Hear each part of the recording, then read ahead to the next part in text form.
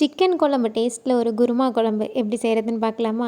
அதுக்கு ஃபஸ்ட்டு கடாயில் 2 ஸ்பூன் எண்ணெய் சேர்த்துக்கலாம். அதில் பிரியாணி ஸ்பைசஸ் ஆட் பண்ணிக்கலாம். ஒரு பெரிய வெங்காயத்தை நீட்ட வாக்கில் நறுக்கி சேர்த்து, கொஞ்சமாக உப்பு, 3 பச்சை மிளகா, கொஞ்சமாக இடித்த இஞ்சி பூண்டு, ஒரு பெரிய தக்காளி, கொஞ்சமாக கொத்தமல்லி கருவேப்பிலை, இது எல்லாத்தையும் சேர்த்து நல்லா வதக்கிக்கலாம். இப்போ இது கூட நம்ம வெட்டி வச்சுருக்க முள்ளங்கி சேர்த்துக்கலாம். இதில் உருளைக்கிழங்கு, முருங்கைக்காய் அந்த மாதிரி எந்த காய் வேணால் போட்டுக்கலாம். அதையும் நல்லா வதக்கிட்டு இப்போ காரத்துக்கு வீட்டு மிளகாத்தூள் ஒரு 3 ஸ்பூன் ஆட் பண்ணிக்கலாம். அது கூட ஒரு தனி மிளகாத்தூள் 1 ஸ்பூன் சேர்த்துட்டு நல்லா எல்லாத்தையும் ஒரு பிரட்டிக்கலாம். இப்போ இதில் ஒரு சொம்பு தண்ணி ஆட் பண்ணிக்கலாம். நம்ம குழம்பு எந்த அளவு வேணுமோ அந்த அளவு தண்ணி சேர்த்துக்கலாம். குழம்புக்கு தேவையான அளவு உப்பு சேர்த்துட்டு இப்போ மசாலாவுக்கு ஒரு அரை மூடி தேங்காய், 1 ஸ்பூன் சோம்பு, 1 ஸ்பூன் கசகசாவை நல்லா அரைச்சி அதையும் கொதிச்சிட்ருக்க குழம்புல சேர்த்துக்கலாம்.